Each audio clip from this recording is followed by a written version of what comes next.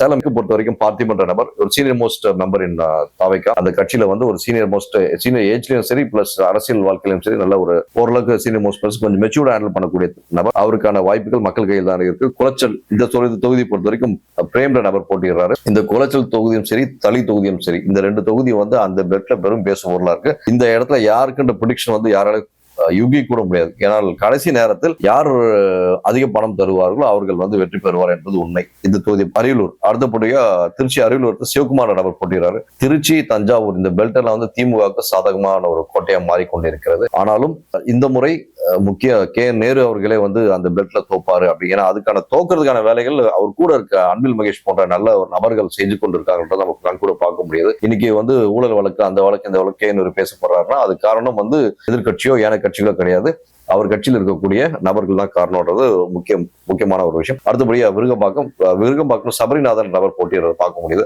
Virugambakkam already வந்து நம்ம last 3 days முன்னாடி ஒரு காணொலியில போட்டிருந்தேன். விருகை விஎன் ரவியை டிஃபீட் பண்றது கனவுல நினைச்சாலும் முடியாது. ஆனாலும் அது தமிழிசை கேட்டுட்டு இருக்காங்க அந்த தொகுதின்னு சொல்றாங்க. சப்போஸ் தமிழிசை கொடுத்தா டெபாசிட் பண்றது அந்த அம்மா வாங்குவாங்க. நான் பதிவு பண்ண திருப்பி அந்த விஷயத்தை பதிவு பண்றேன். ஆனால் இந்த விஷயத்தை கருத்தில் கொண்டு கண்டிப்பா அதிமுக வந்து தமிழிசை கொடுக்க மாட்டாங்கன்னு நினைக்கிறேன். விருகை விஎன் ரவி நின்னார்னா ஷியோர் ஷாட்டா வின் பண்ணுவாரு. நம்ம சபரிநாதன் தாவைக்கா வேட்பாளருக்கு வந்து கொஞ்சம் கஷ்டமா தான் இருக்கும். தஞ்சாவூர் சரவணன்ற நபர் போட்டிடுறார். இந்த இடத்த பொறுத்த வரைக்கும் திமுக கோட்டை முதலே பதிவு பண்ண இந்த சரவணன்ற நபருக்கு வெற்றி வாய்ப்பு இருக்கான்னு பாத்தீங்கன்னா உள்ளபடியே ரொம்ப டஃபா இருக்கும். ஸ்ரீரங்கம் இங்க கூப்பா கிருஷ்ணன்ற நபர் போட்டிடுறாரு.